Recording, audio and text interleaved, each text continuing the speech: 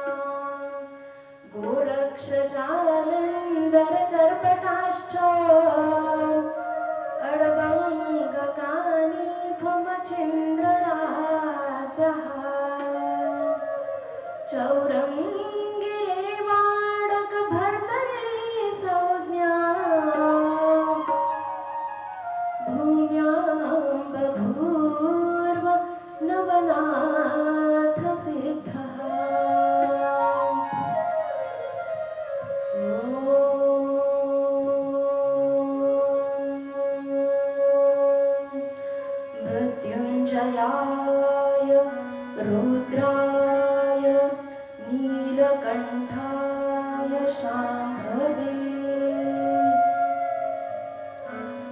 अमृतेशाय शर्वाय हरेश्वराय नमो नमः। जयन्ते मंगलाकाले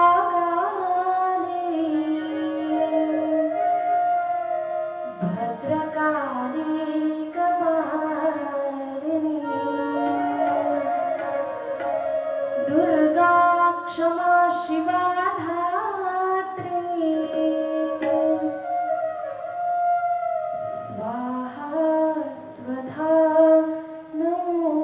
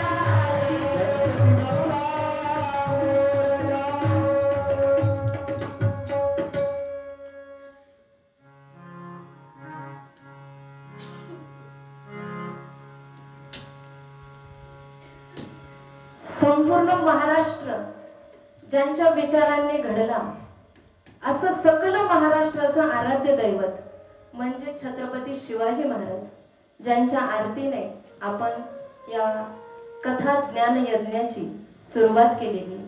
त्यांच्या चरणी प्रथमतः आपण नमस्कार करूया, नतमस्तक होऊया.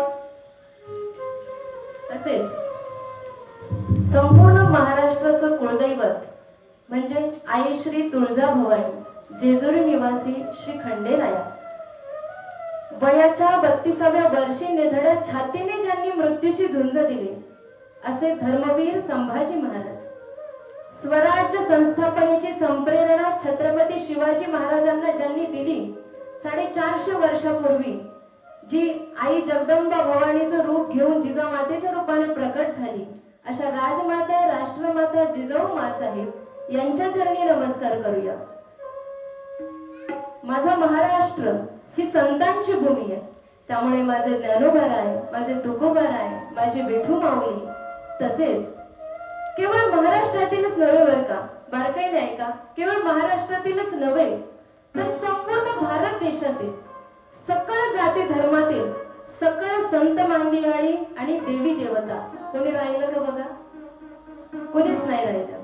या सर्वांच्या चरणी आपण सर्वजण अंतःकरणपूर्वक नतमस्तक होऊया आणि आजपासून आरंभलेल्या या ज्ञान यज्ञासाठी या सर्वांचे भरभरून आशीर्वाद मागून घेऊया की आमचा हा कथा ज्ञान यज्ञ तुम्ही सफल करा, या ज्ञान यज्ञाला तुम्ही यश द्या, अशी प्रार्थना या सर्वांच्या चरणी करूया. आणि एकदा कमळच्या मातेचा उद्घोष करूया, कमळच्या माता की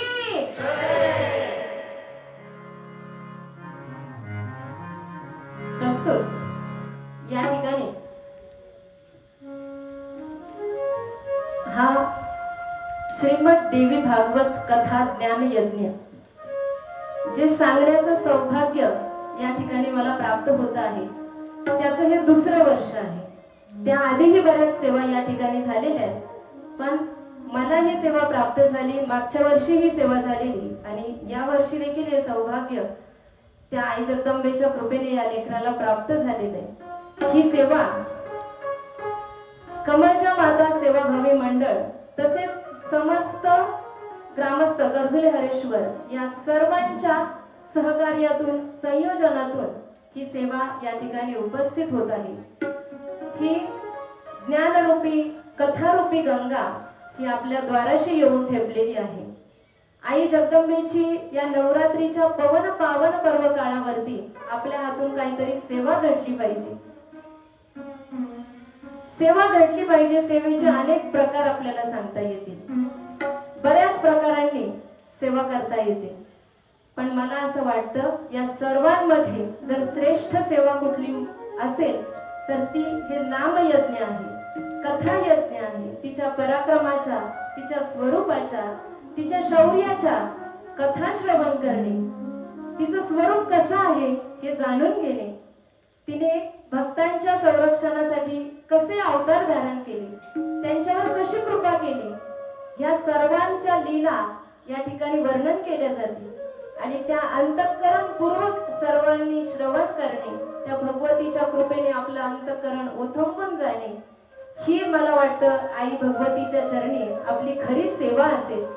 आणि ही आपण सर्वजण या पुढील 9 दिवसांमध्ये, मला वाटतं आपलं सौभाग्य आहे की यावर्षी आपल्याला 1 दिवस एक्स्ट्रा मिळतोय. यावर्षी 10 दिवसांचं नवरात्र आहे, तिथी 9च आहेत, पण 10 दिवस त्यासाठी आहेत आणि आपल्याला कथा सुद्धा 10 दिवस करायची. त्यामुळं आपल्याला विस्ताराने सगळ्या देवीच्या लीला व्यवस्थित ऐकता येणार आहेत, हे आपलं खरं तर भाग्य आहे. ही सेवा ज्यांच्या माध्यमातून मला मिळाली ते सर्व, या ठिकाणी नाव कुणाची घेणार नाही, मला माफ करा, मोठ्या अंतःकरणाने नाव कुणाची घेत नाही, पण सर्वच जण अगदी तन मन धनाने मी म्हणेल खूप सगळ्यांनी ही कथा या ठिकाणी सादर करण्यासाठी म्हणा अनेक तयारी करावी लागली, बऱ्याचशा गोष्टी धावपळ झाली, बऱ्याच गोष्टी कराव्या लागल्या, सर्वांनीच धावपळ केलेली आहे. कमळच्या माता सेवाभावी मंडळातील सर्व सदस्य असतील, या ठिकाणी आसपासची मंडळी असतील, सर्व गर्जुले हरेश्वर ग्रामस्थ सर्वांचा यामध्ये सहभाग आहे. आणि सर्वांच्या संयोजनातून ही सेवा या ठिकाणी सादर होते आहे. कसं आहे, जेव्हा जेव्हा आपण काहीतरी संकल्प करतो, साधे साधे जरी असतील, घरामध्ये लग्न कार्य जरी असेल, ते आपल्याला करायचं असेल, ते कसं करायचं किंवा काय करायचं त्यासाठी, किंवा सत्यनारायण पूजा जरी आपल्याला घालायची असेल तरी आपण विचार करतो, त्याचा संकल्प सोडावा लागतो. ब्राह्मण काका येतात आणि त्याचा संकल्प आपण सोडत असतो की घरातले सर्व आपल्याला सुख समाधान आरोग्य दीर्घायुष्य लाभावं यासाठी आम्ही हे सत्यनारायण पूजा करतो आहोत, असा संकल्प आपल्याकडून सोडला जातो. तसा हा देवी भागवत कथेचा संकल्प आहे.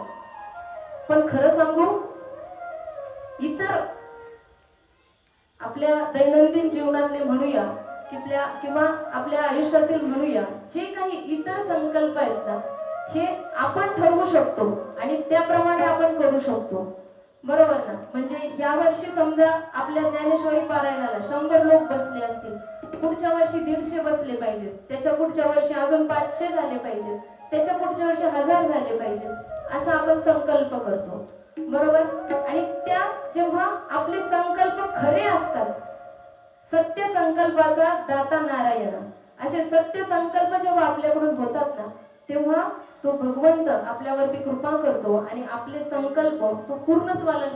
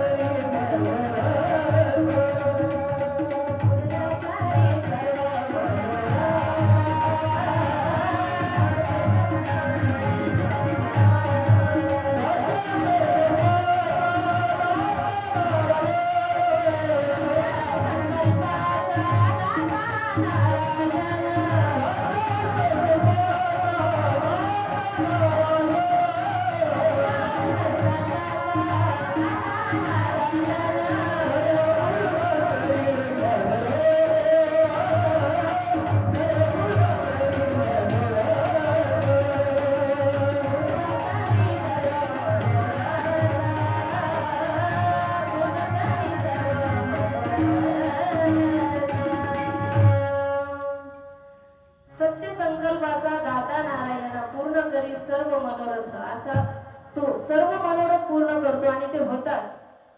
त्यामुळे तर इतर कार्यक्रम असतील, इतर विधी असतील, यांची रेलचेल आपल्याला पाहायला मिळते.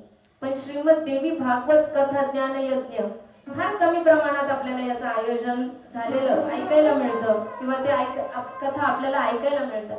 असं का बरं होत असेल, असा प्रश्न कधी मनात येतो का आपल्या? श्रीमद भागवत कृष्ण भागवत जेव्हा आपण ऐकतो, त्याच्या कथा पण बऱ्याच ठिकाणी आयोजन केलं जातं, पण देवी भागवत कथा मात्र फार दुर्मिळ पद्धतीने त्याचं आयोजन केलं जातं. असं का होत असेल?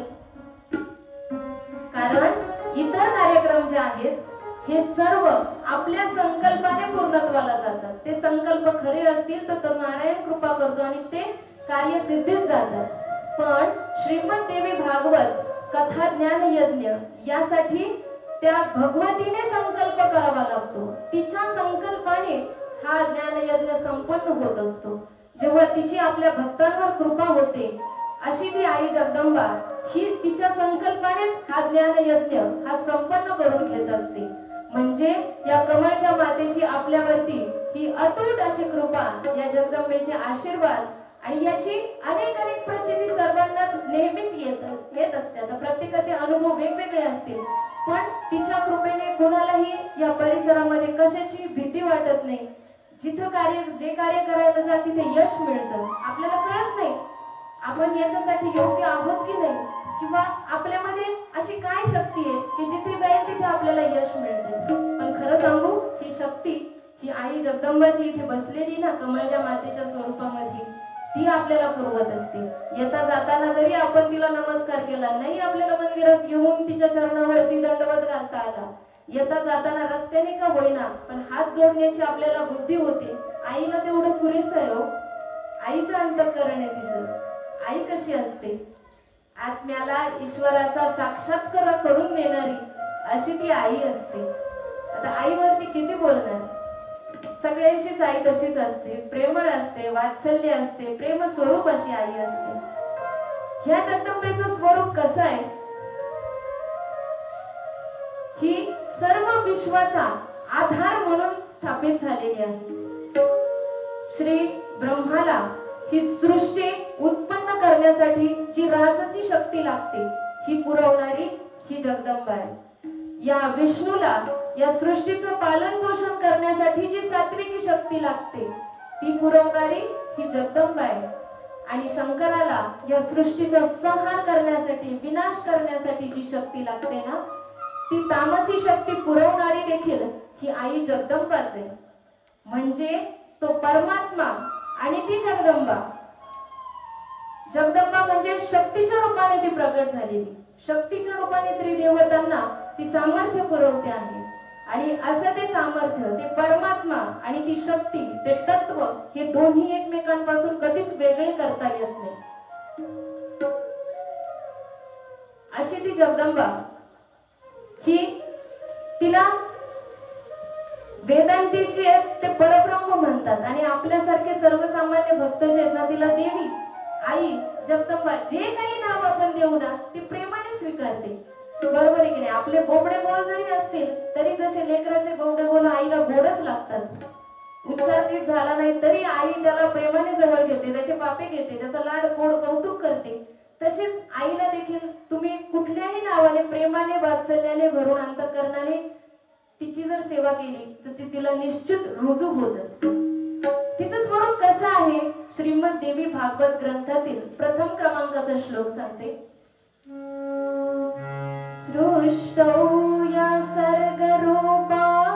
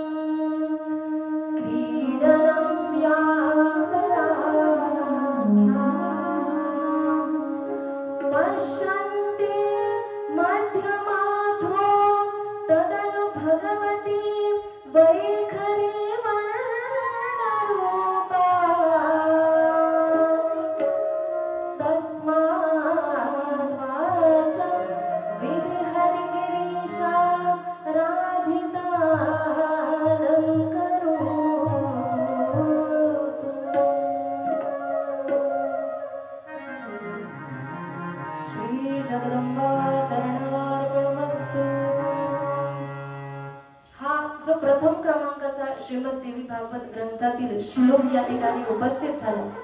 हा त्या भगवतीचं स्वरूप प्रतिपादन करणारा असा हा श्लोक आहे. सृष्टौ या सर्ग रूपाच म्हणजे या सृष्टीची रचना करण्यासाठी जिने अनेक अवतार प्रकट केले, जी वेगवेगळ्या शक्तींच्या रूपाने प्रकट झाली. आपण देवी महात्म्यामध्ये ऐकतो 21 श्लोकांचं. देवी महात्म्याच्या 5व्या अध्यायामध्ये 21 श्लोकांमध्ये ही देवी कुठल्या कुठल्या रूपामध्ये या संपूर्ण विश्वामध्ये भरून राहिलेली आहे याचं वर्णन आलेलं आहे. या देवी सर्वभूतेषु शक्तिरूपेण संस्थिता नमस्तस्यै नमस्तस्यै नमस्तस्यै नमो नमः.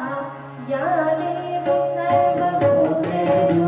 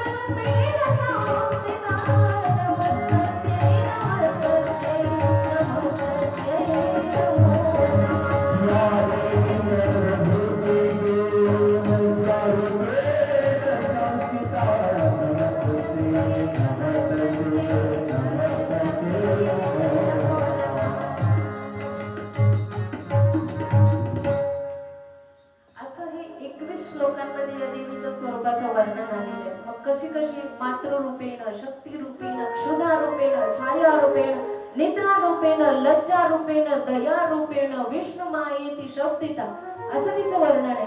अशी ती भगवती जगदंबा परंबा जिला आपण म्हणतो, अशी ती आई भवानी तुळजाभवानी हिचं ते स्वरूप आहे. आणि अशा त्या स्वरूपामध्ये ती का प्रकट होते? ती या सृष्टीची निर्मिती करण्यासाठी अशी प्रकट होते ना, याला सर्ग असं म्हटलं जातं. जे देवी भागवत आहे हे 5 लक्षणांनी युक्त आहे, ते आपण पुढे पाहणार आहे. सर्ग आहे, प्रतिसर्ग आहे, वंश आहे, वंशानुचरित आहे, हे जे आहे मन्वंतर आहे. ही 5 लक्षणं जी आहेत, या 5 लक्षणांनी हे देवी भागवत कसं युक्त आहे हे आपण पुढच्या कथांमध्ये पाहणार आहे. पण त्यातला सर्ग हा शब्द या श्लोकामध्ये आल्यामुळं सर्ग म्हणजे काय, तर ही देवी ज्या स्वरूपाने प्रकट होते त्याला सर्ग असं म्हटलं जातं. आणि सर्ग कशासाठी ती प्रकट होते? सृष्टौ या सर्ग रूपाच्या जगत बनविधौ पालनी याची रौद्री, म्हणजे ही सर्व सृष्टीला उत्पन्न करण्यासाठी, या सर्व सृष्टीचं पालन करण्यासाठी आणि या सर्व सृष्टीचा संहार करण्यासाठी, पालन करण्यासाठी आणि रुद्र रूप धारण करते, संहार करण्यासाठी, अशी सगळी रूप ही धारण करते, अशी ती जगदंबा आहे. संसारी चापी यस्या जगतीत खिलम क्रीडनम या पराख्यान. हा संसार जो आहे ना सगळा, हा तिचा खेळ आहे हो. तिने हा खेळ मांडलेला आहे. आपल्याला वाटतं मी म्हणजे काय, मी करतो म्हणून हे झालं, असं वाटतं आपल्याला. हा आपला भ्रम आहे. हे आपल्याला कळालं तर आपलं नशीब, तर आपलं कुठेतरी जीवनात कल्याण होईल. नाहीतर मी मी मी मी करत जर राहिलो तर आपल्याला काहीच प्राप्त नाही होणार. बरोबर आहे ना? आणि या संसारामध्ये राहत असताना बघा, याची जाणीव नाही होत कधी. त्यातच त्यातच त्यातच आपण गुरफडत जातो. आणि आपल्याला काय वाटतं ते आपल्यालाच माहितीये. बघा, मी आहे म्हणून चाललंय असं वाटतं की नाही? पण वास्तविक पाहता तसं नाही.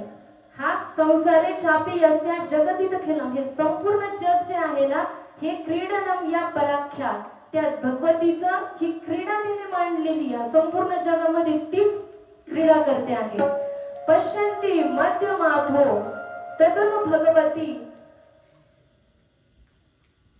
वैखरी वर्ण रूपा, म्हणजे परा, पश्यंती आणि मध्यमा या वाणींचा विषय सुद्धा तीच भगवती आहे. या तिन्ही वाणींद्वारा जे काही प्रकट होतं ते केवळ आणि केवळ भगवतीचं स्वरूप आहे.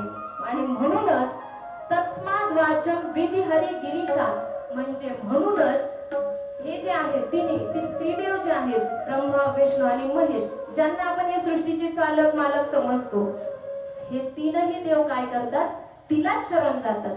तिचीच कृपा विलाशी असे हे त्रिदेव असतात. हे तिचीच प्रार्थना करतात, तिचंच कौतुक करत असतात. अशी बघा ती जगदंबा, सर्वांवरती कृपा करणारी अशी ती जगदंबा आहे.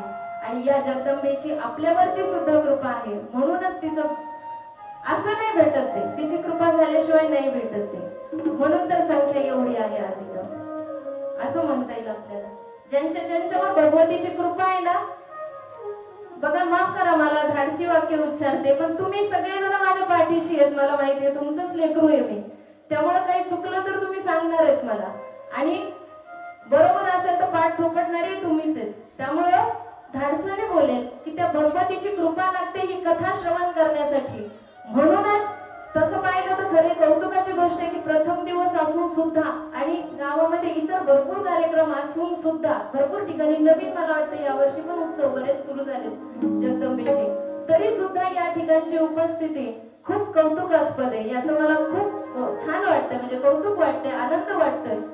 आणि खरं सांगू, हे वैभव जे आहे ना, हे खरं आपल्या गावाचं वैभव. कर्जुले हरेश्वर गाव जगाच्या नकाशावर म्हणेल किंवा महाराष्ट्राच्या नकाशावर आपण म्हणूया, कशासाठी ओळखलं जातो? एक आध्यात्मिक वारसा असलेलं, भूमिका असलेलं असं एक गाव आहे की कुठेही जगाच्या पाठीवर महाराष्ट्रामध्ये ऑल ओव्हर महाराष्ट्र फिरतोय. कुठेही कर्जुले हरेश्वर सांगितलं ना की लक्षात येतं की इतर ठिकाणी काही रेंशन झाले, काही बोललं तर चालेल, तो विषय घ्यायचा नाही. मला 10 दिवस जरी मला बोलायचं असेल तरी मी त्या विषयाकडे जाणार नाही. पण जी आध्यात्मिक बांधणी ज्याला आपण म्हणतो, किंवा जे चिंतन, जे तात्विक चिंतन मांडलं गेलं पाहिजे, ते सांगणारे पण मिळतील.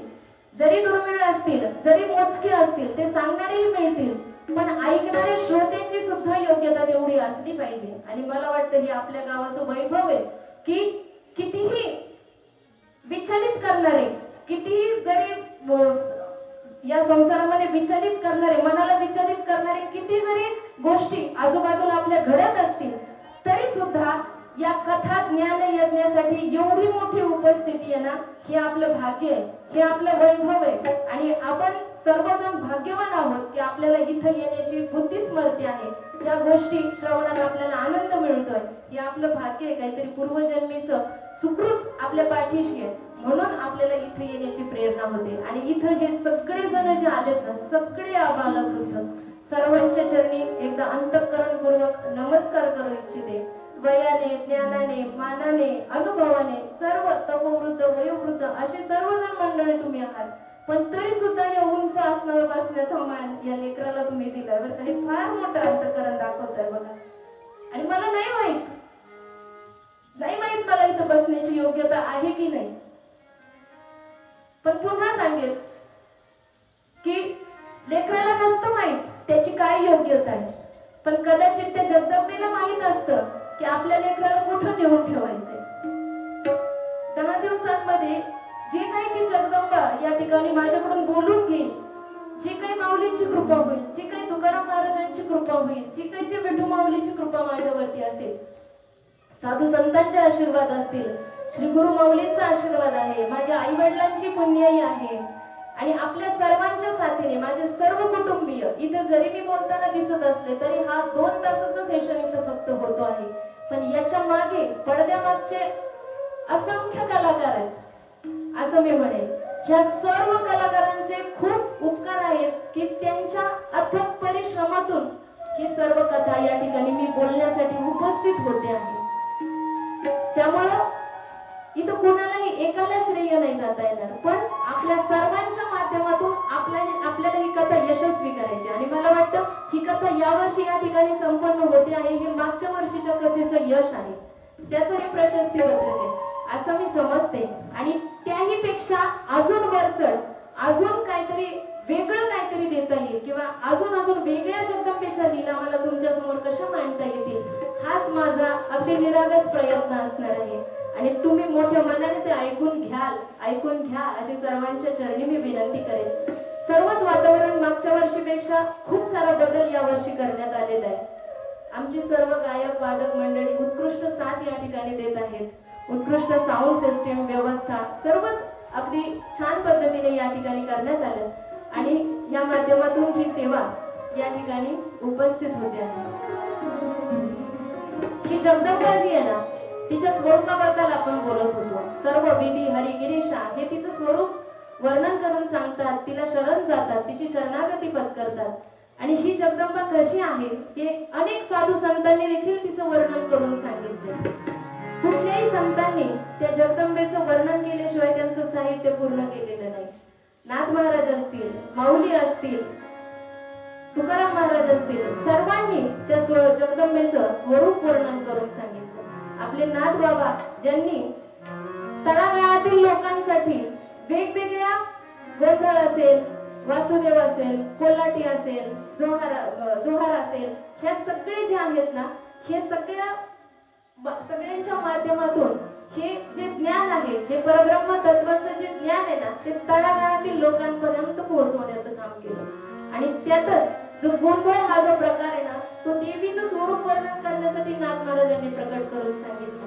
ही देवी जी आहे ना, ती अनादी आहे असं नाथ महाराज सांगतात. अनादी अंबिका भगवती, अनादी अंबिका भगवती,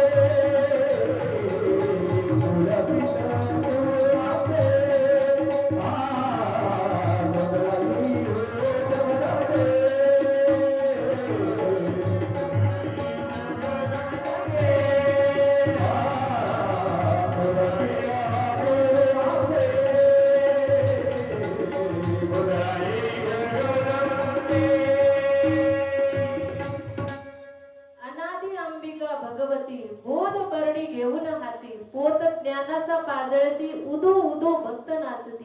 ती जगदंबा कशी आहे? अनादी आहे. अनादी तत्व म्हणजे काय? जे सतही नाही, जे असतही नाही, जे कधी निर्माणही झालं नाही, जे कधी नाशही पावत नाही आणि सर्वांच्या ठिकाणी वास करणारं असं हे तत्व आहे. श्रीमद भगवद्गीतेचे श्लोक सांगते, ज्ञेयं यत्तत् प्रवक्ष्यामि यज्ञात्वा मृतमश्नुते अनादि मत्परम ब्रह्म न सत्तन्न सदुच्यते. म्हणजे यत् ज्ञेयं तत् ज्ञात्वा असं भगवंत अर्जुनाला सांगतात. तत् ब्रह्म अनादि मत्परम तत् सत् न असत् न उच्यते असं सांगितलंय. म्हणजे हे जे अनादि तत्व आहे ना, हे जाणून घेण्यासाठी तुला योग्य आहे ते तू जाणून घे असं भगवंत अर्जुनाला म्हणतात. आणि हे जे तत्व आहे ना, ते सतही नाही असतही नाही. कसं आहे ते? न सत्तना सदुच्यते. ते कसं आहे? सर्वतः पाणिपादं तत् सर्वतोक्ष शिरोमुखं सर्वतः श्रुतिमल लोके सर्वमावृत्य तिष्ठति सर्वेंद्रिय गुणाभासं सर्वेंद्रिय विवर्जितम् असक्तं सर्वभृच्चैव निर्गुणं गुणभोक्तृच. म्हणजे बहिरन्तश्च भूतानां मचरं चरमेव च सूक्ष्मत्वात् तद्विज्ञेयं दूरस्थं चान्तिके च तत्. म्हणजे कसं आहे? सर्वेंद्रिय गुणाभासं सर्वेंद्रिय विवर्जितम. म्हणजे सगळीकडे तिचे हात पसरलेले आहेत, सगळीकडे त्यांचे पाय पसरलेले आहेत, सगळीकडे तिचे शिर सर्व दिशांना पाहत आहेत असं हे अनादि तत्व आहे. सगळीकडे ते पाहत आहे. सूक्ष्मही तेच आहे आणि व्यापकही तेच आहे. सगुणामध्येही तेच आहे, निर्गुणामध्येही तेच आहे, सजीवामध्येही तेच आहे, निर्जीवामध्येही तेच आहे. ज्योतिषामपि ज्योतिष तमसा परम उच्यते ज्ञानम ज्ञेयम ज्ञानगम्यम हृदि सर्वस्य विष्ठितम. म्हणजे सर्वांना ज्योतिर्मय प्रकाश पुरवणार असं ते तत्व आहे. सूर्याला तेज पुरवणार, चंद्राला शीतलता पुरवणार, सर्व देवांना, ब्रह्माला राजसी शक्ती पुरवणार, शंकराला विनाशाची शक्ती पुरवणार, विष्णूला पालनाची शक्ती पुरवणार असं ते तत्व आहे. असं भगवद्गीतेमध्ये वर्णन आहे. अनादि तत्वाचं वर्णन मी सांगते. अशी ती जगदंबा भवानी, ती मूळ पीठामध्ये तिला आपल्याला आवाहन करायचंय. या ठिकाणी कथा ज्ञान यज्ञाला सुरुवात करत असताना या ठिकाणी ब्राह्मण काकांना बोलवलं जातं. बाप्पाला पंचायतन देवांची या ठिकाणी पूजा केली जाते, बरोबर ना? आणि मग त्या सर्व देवी देवतांना आवाहन केलं जातं, तुम्ही या, आम्ही हा यज्ञ या ठिकाणी आरंभला आहे. ज्ञान यज्ञ हा नाम यज्ञ आहे. कथा त्रिवेणी संगम देव भक्त आणि नाम हा सर्व मेळ आम्ही या ठिकाणी साधणार आहोत. तेव्हा हे सर्व देवी देवतांनो, तुम्ही या यज्ञासाठी या, तुम्ही या असं म्हणावं लागतं बघा. आता घरामध्ये छोट कार्य जरी असेल तरी आमंत्रण द्यावं लागतं की नाही? आमंत्रणाशिवाय कोणी येतं का सांगा? हा, आपल्या जवळची व्यक्ती जरी असतील ती येत नाही म्हणजे कसं काय जाणार? म्हणतात की नाही? सर्वसामान्य माणसांना हे कळतं, लग्नात तर फार असतं मानपण. म्हणजे ते जाऊ द्या आता तो विषय. घरातली मंडळी धावपळ करून सगळ्या गोष्टी त्या कशा कशा अरेंज करायच्या ह्या सगळ्या गोष्टी करून थकून जातात. आणि मानपान केणाऱ्यांचं वेगळं. मला पत्रिकेत नावच नाही टाकलं, मला येत नाही म्हणली, मला आजच फोन नाही केला, निघतानाच चल नाही म्हणली. अशी जरा सामान्य माणसांची असते बरं का. मग त्या सर्व सृष्टीला निर्माण करणारे किंवा सर्व सृष्टी संचालित करणारे असे जे त्रिदेव आहेत, असे जे जगदंबा भवानी, असे जे गणपती बाप्पा जे देव पंचायतनामध्ये येतात, त्यात काही समजत नाही का? ते कसे येतील बोलवल्याशिवाय? येतील का? तिला बोलवावं लागेल ना. हा, जरी या ठिकाणी ब्राह्मण काका उपस्थित नाही झाले तरी फोनवरून त्यांनी या कार्यक्रमासाठी त्यांचे आशीर्वाद, शुभेच्छा नक्कीच पोहोचवलेले आहेत. आपण पाहतो नैसर्गिक किती. आता हे पाऊस फुलांचा वर्षाव स्वागताला, हे जगदंबेच्या स्वागताला आले. सदैचा सूर कसा वाऱ्याने धरला, ढगांचा ढोल घुमू लागला, असं आहे की नाही? ताशा कसा कडकडकड आणला, पाऊस फुलांचा वर्षाव स्वागताला, आली आली आली माझी जगदंबा आली असं म्हणावं लागेल. हे शुभ चिन्ह आहे. वरुण राजाचं आगमन जर एखाद्या कार्यामध्ये झालं तर ते शुभ समजावं. आपल्याला वाटतं हे फार राडा झालाय आणि जायला यायला त्रास होतो, पाऊस येतो, भिजून जातो आम्ही, पण हा शुभ संकेत आहे. त्या देवतेने या कार्यासाठी लावलेली उपस्थिती आहे. असं आपल्याला म्हणावं लागेल आणि त्यांना बोलवल्याशिवाय ते येत नाही. मग आपण सगळेजण या ठिकाणी जरी मंत्रांच्या साह्याने ब्राह्मण देवतेंच्या मुखातून जे मंत्रोच्चार होतात त्या माध्यमातून त्यांना आवाहन केलं जातं आणि ते देव या ठिकाणी उपस्थित होत असतात. पण ते आज इथे येऊ शकले नाही. त्यांचे आशीर्वाद आपल्याला मिळालेले. हे काम आपणच करूया. चला सगळ्यांनी डोळे मिटून घ्यायचे आणि माझ्या मागे म्हणायचं,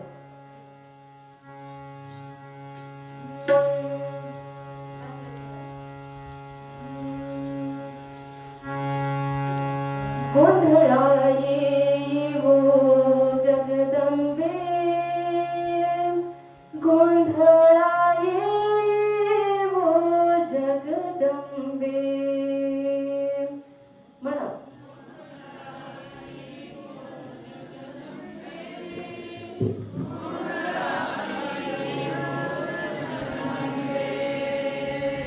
गोंधळा येवो जगदंबे, गोंधळा येवो जगदंबे.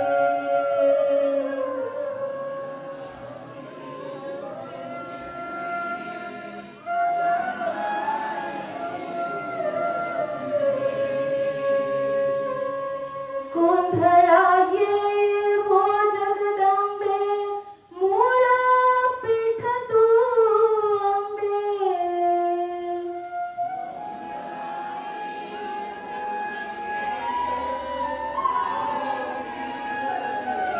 गोंधळा येवो जगदंबे, मूळ पीठ तू अंबे.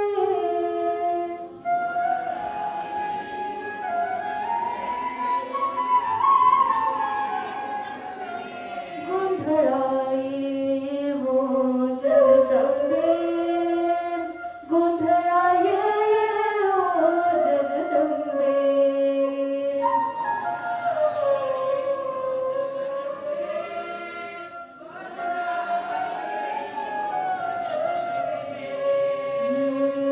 हो, गोंधळा येवो जगदंबे. हो,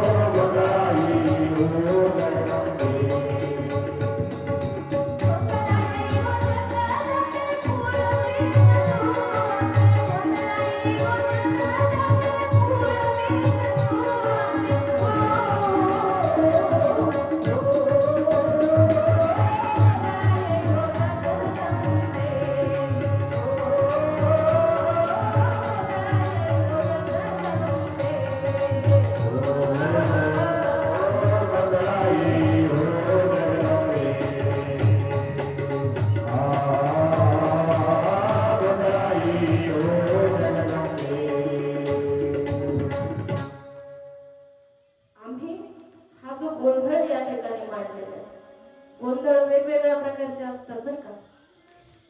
ते आहे ना, गाढवा पुढे वाचली गीता, कालचा गोंधळ बरा होता असं म्हणतात, तो गोंधळ वेगळा.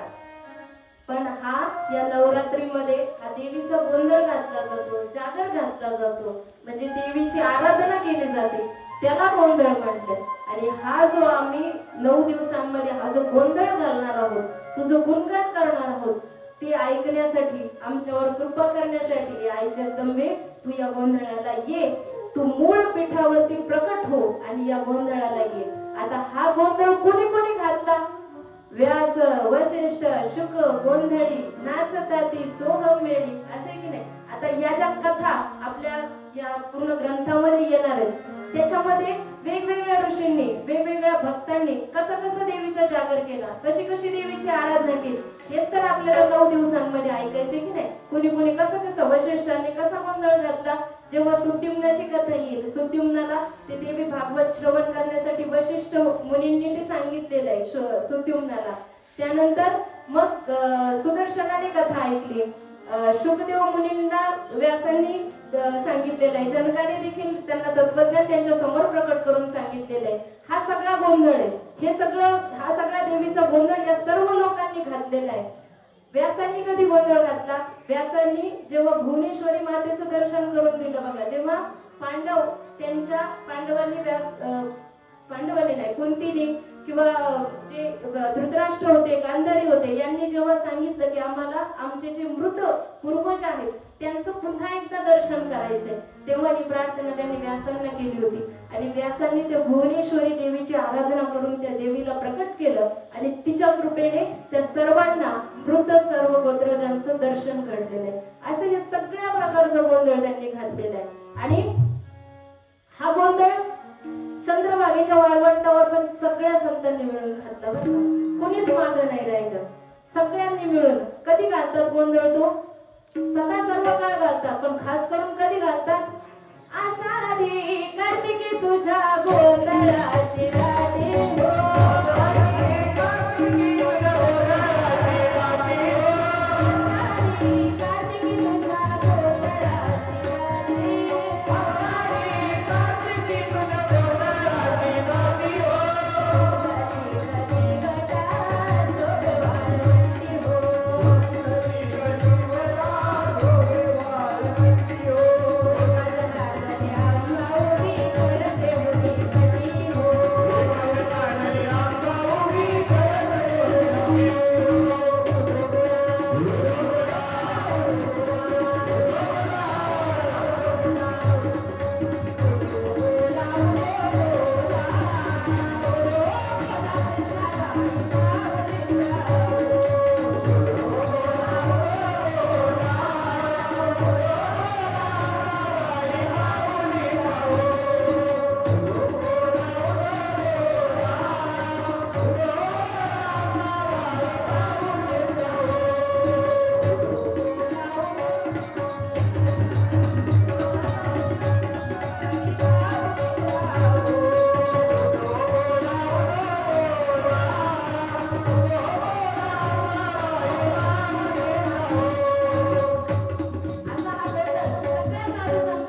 चंद्रभागेच्या तीरावरती हा गोंधळ घातला.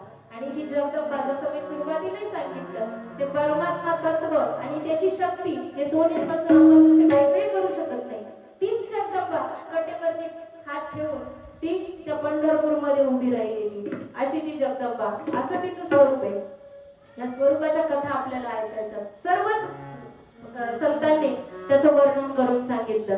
ज्ञानेश्वर माऊली देखील म्हणतात की हे जगदंबे, माझ्यावरती कृपा कर, तू कशी आहेस? सच्चिदानंद रूपिणी आहेस. तू विद्यमान सगळे पायी हो तरी कृपा, तू विद्यमान सगळे पायी हो तरी कृपा, तू विद्यमान सगळे पायी हो तरी कृपा, तू विद्यमान सगळे पायी हो तरी कृपा, आज जन्माचे तुझ्या पायी हो तरी कृपा, आज जन्माचे तुझ्या पायी हो तरी कृपा, तू सारे जगत करी हो तरी कृपा, तू सारे जगत करी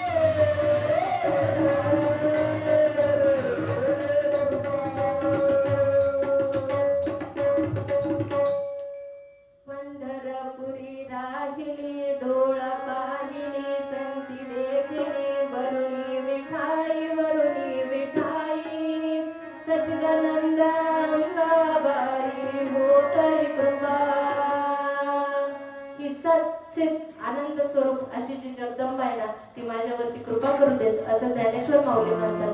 सर्व संतांनी हे वर्णन करून सांगितलं. असं हे जगदंबेचं स्वरूप आहे.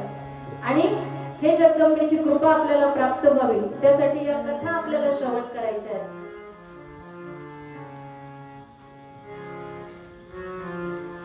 नवरात्रीमध्ये या देवी भगवतीच्या कथा श्रवणाला विशेष अनन्य साधारण असं महत्व आहे. कारण ज्या त्या काळामध्ये आता आपण शेतकरी आहेत, आपल्याला माहिती आहे रब्बी हंगामामध्ये कुठलं पीक घ्यायचं, खरीप हंगामामध्ये काय करायचं असतं, हे सगळं तुम्हाला चांगल्या गोष्टी माहिती आहेत. मग ते पीक त्या वातावरणामध्ये जर योग्य रीतीने पेरलं गेलं तर काय होतं, योग्य पीक आपल्याला मिळतं, उत्कृष्ट धनधान्याचा लाभ आपल्याला होत असतो. पण त्यासाठी त्या सर्व गोष्टी साधणं गरजेचं असतं. तो काळ, त्या उत्कृष्ट प्रतीचं बीज त्यामध्ये पेरलं गेलं उत्कृष्ट काळामध्ये तर ते उत्कृष्ट पीक मिळतं. तसं हा जो नवरात्रीचा पर्व काळ आहे ना, हा या देवी भागवत रूपी कथेचं हे जे परम पावन बीज आहे, ते बीज आपलं जे भगवतीच्या कृपा प्रसादाने किंवा कृपेसाठी ओथंबलेलं हे जे अंतःकरण आहे, तिच्या भक्तीने ओथंबलेले जे अंतःकरण आहे, या भूमीवरती हे देवी भागवत कथा रूपी बीज पेरण्यासाठी हा नवरात्रीचा काळ म्हणजे उत्तम काळ. ह्या काळामध्ये जर हे बीज पेरलं गेलं तर त्याचं उत्तम पीक आपल्याला मिळणार आहे. ते पीक म्हणजे काय आहे, त्या भगवतीची कृपा आहे आणि ती आपल्याला मधोमधी जाणवेल बरं का, ज्याचा त्याचा अनुभव आहे आपल्याला प्रत्येक मधोमधी ती जाणवत राहील. म्हणूनच हा उत्तम काळ आहे, उत्तम बीज आपण निवडलेलं आहे. फक्त कमतरता जर कुठे असू शकेल तर ती आहे आपलं अंतःकरण, ती भूमी. ती जशी शेतकरी नांगरून त्याची सर्व मशागत करून मगच बीज पेरतो, तशी ही आपली भूमी. आता प्रत्येकाची भूमी दर्जा मेंटेन करणं हे प्रत्येकाचं कर्तव्य आहे, बरोबर आहे ना. त्यासाठीच हे वातावरण असतं. असं मी म्हणेन की इथे आल्यानंतर ती मशागत करून भेटेल, ती व्यवस्था या ठिकाणी आहे. तुम्ही इथे या, ती मशागतही करून देऊ, ते बीजही पेरून देऊ आणि तुम्हाला उत्कृष्ट पिकाचा लाभ होईल, त्याच्या कृपेचा लाभ होईल, याची शाश्वती आम्ही देतो. असे ना, म्हणून ही कथा या ठिकाणी प्रवाहित होते आहे. श्रीमद देवी भागवत हे जे यातल्या ज्या कथा आहेत या हे 18 पुराणांपैकी 5व्या क्रमांकाचं देवी भागवत पुराण हे सांगितलेलं आहे. व्यासांनी प्रथम स्कंदातील 3ऱ्या अध्यायामध्ये याचं वर्णन आलेलं आहे की हे पंचमम वेद संहितम असं म्हटलेलं आहे. हे देवी भागवत पुराण जे पंचमम वेद संहितम म्हणजे या वेदांचे गुण असलेलं, वेदांताने परिपूर्ण असं असलेलं हे 5व्या क्रमांकाचं हे देवी भागवत ग्रंथ आहे, असं उल्लेख त्या श्लोकामध्ये आलेला आहे. ते व्यासांनी स्वतःहून सांगितलं. व्यासांनी वेदांचे खंड केले, अनेक पुराणांची रचना केली, पण त्यातूनही या सर्वांचा उद्धार होईल की नाही याची शाश्वती व्यासदेवजींना वाटेना. सत्यवती पुत्र व्यास, पराशर पुत्र व्यास, कृष्ण द्वैपायन व्यास हे जे आहेत यांना शाश्वती येईना की हे सर्व वाचल्याने, हे सर्व श्रवण करण्याने या सर्वांचा उद्धार होईल की नाही. म्हणून त्यांनी आपल्या सर्व शिष्यांना ज्या कथा शिकवल्या, ही पुराण शिकवली, हा वेदांत शिकवला आणि त्या सर्व शिष्यांनी मग संपूर्ण जगामध्ये त्याचा प्रचार आणि प्रसार केलेला आहे.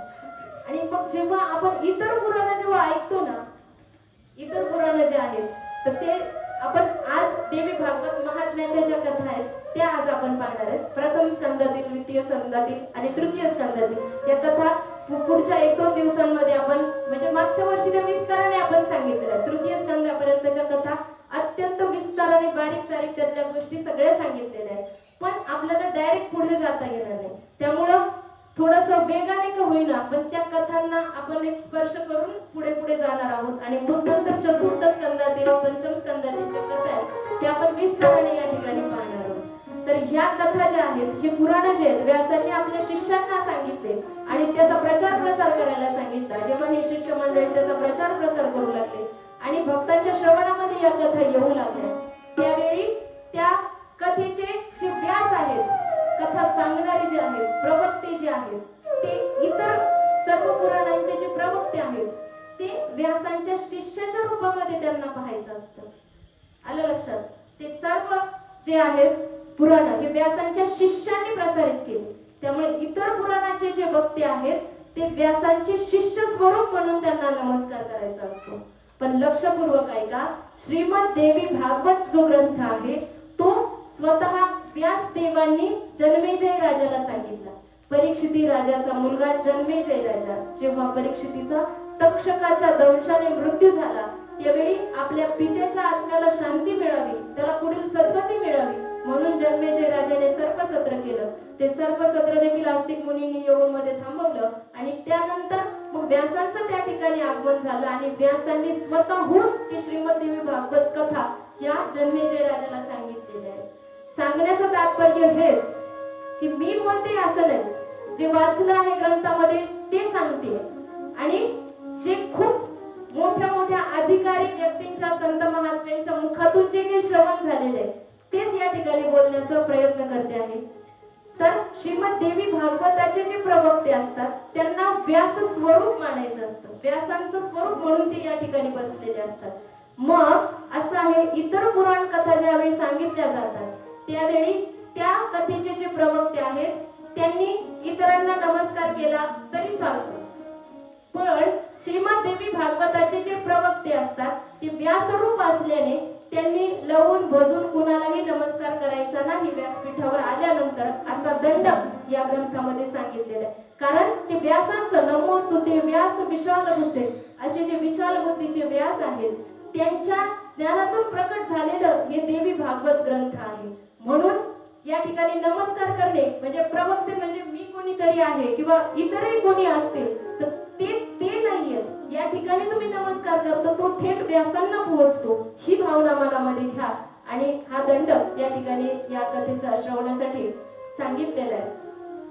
असं जे श्रीमद देवी भागवत कथा आहे, ही कथा जोपर्यंत एक कुऱ्हाड जोपर्यंत देवी भागवत रूपी कुऱ्हाड प्रकट होत नाही तोपर्यंत या पाप रूपी काटेरी बाणाचा मनुष्याला त्रास होत असतो. या देवी भागवत कथेचं श्रवण झालं की सर्व पापांपासून मनुष्य मुक्त होतो. धर्म, अर्थ, काम आणि मोक्ष या सगळ्या गोष्टी देणारं हे देवी भागवत पुराण आहे. इतर कथा जेव्हा आपण ऐकतो, इतर पुराण जेव्हा आपण ऐकतो ते एकतर मोक्ष देतील किंवा तुम्हाला संसारातले सगळे सुख देतील. पण देवी भागवतम तत्र पुराणम भोग मोक्षदम असं म्हटलेलं आहे. स्वयं तो श्रावया मास जन्मेजय भूपती, जन्मेजय भूपतीने जे व्यासांकडून ऐकलं ना ती देवी भागवत कथा जी आहे, ती देवी भागवत जे आहे ते भोग आणि मोक्ष देणार आहे. आणि हे पुराण जे अष्टादश पुराणानाम सर्वोत्तमम परम, ह्या अष्टादश पुराणामध्ये हे सर्वात परिपूर्ण असं हे आहे. आणि ते कसं आहे, धर्म कामार्थ मोक्षदम असं म्हटलंय. धर्म, अर्थ, काम आणि मोक्ष या सगळ्याची प्राप्ती करून देणार आहे. म्हणजे ती जगदंबा आपल्याला सद्गती देईल. जसं म्हणतात ना गणपती स्तोत्रामध्ये येतं, विद्यार्थ्याला मिळे विद्या, धनार्थ्याला मिळे धन, पुत्रार्थ्याला मिळे पुत्र, मोक्षार्थ्याला मिळे गती. तसंच देवी भागवतामध्ये त्याच अर्थाचे सर्व दानेषु सर्व यज्ञेषु जे फळ आपल्याला मिळतं ते देवी भागवत श्रवणाने आपल्याला मिळतं. असे श्लोक त्या देवी भागवत महात्म्यामध्ये उपस्थित आहेत आणि म्हणून त्या कथा आपल्याला श्रवण करायच्या. कारण आपण संसारिक माणसं, आपल्याला मुक्ती, मोक्ष या गोष्टी हव्या आहेत, पण त्याचबरोबर आम्हाला ऐहिक सुखाची सुद्धा अपेक्षा आहे. आम्हाला संसारात सगळ्या गोष्टी आणल्या पाहिजे तर आमचं मन तुझ्या चरणी लागेल ग जगदंबा. बरोबर आहे ना?